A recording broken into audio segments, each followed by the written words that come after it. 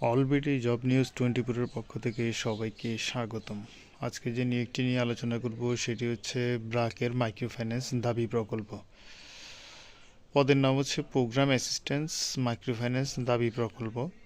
দায়িত্বসমূহ: মাঠ পর্যায়ে জরিপ পরিচালনা, যোগ্য সদস্য নির্বাচন এবং গ্রাম সংগঠন গঠন করা, নির্ধারিত সময়সূচি অনুযায়ী দৈনিক ঋণ কিস্তি আদায় ও বকেয়া কিস্তির ফলো আপ করা, ঋণ বিতরণ, লেনদেনের সঠিক রেকর্ড সংরক্ষণ, পাসবই যাচাই ও নিয়মিত রিপোর্ট তৈরি করা, সকল প্রকার গ্রাহক সেবা নিশ্চিত এবং সুরক্ষা নীতিমালা অনুসরণ করা।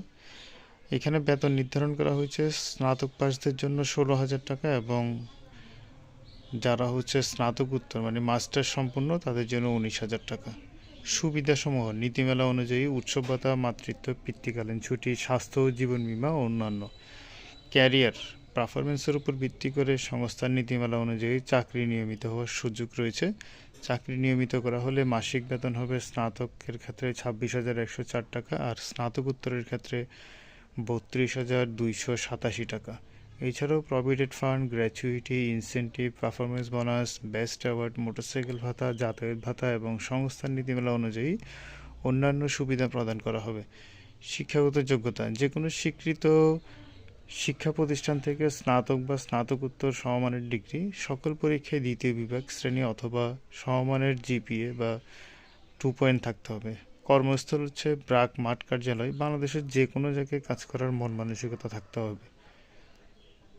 চাকরি পাওয়ার ক্ষেত্রে যে কোনো ব্যক্তিগত যোগাযোগ প্রার্থীর অযোগ্যতা হিসেবে বিবেচিত হবে। নিয়োগ প্রত্যাশী প্রার্থীদের কোনো প্রকার আর্থিক লেনদেন করার জন্য অনুরোধ করা না।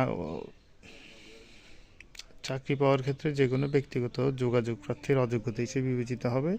নিয়োগ প্রত্যাশী প্রার্থীদের কোনো প্রকার আর্থিক লেনদেন না করার জন্য অনুরোধ করা হলো এবং এই ধরনের আর্থিক লেনদেন ব্যাপারে কর্তৃপক্ষ দায়ী থাকবে না।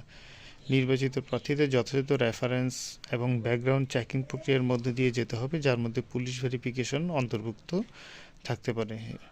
এই পদটি শুধুমাত্র বাংলাদেশি নাগরিকদের জন্য উন্মুক্ত। আগ্রহী প্রার্থীরা আগামী 14 মার্চ 2026 তারিখের মধ্যে career.brac.net অথবা www.bdjob.com এর মাধ্যমে আবেদন করতে হবে।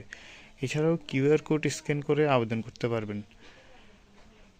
যারা যারা আবেদন করতে চান সকলে আবেদন করুন। আর কোনো কিছু জানার থাকলে আপনারা আমার কমেন্ট বক্সে কমেন্ট করতে পারেন।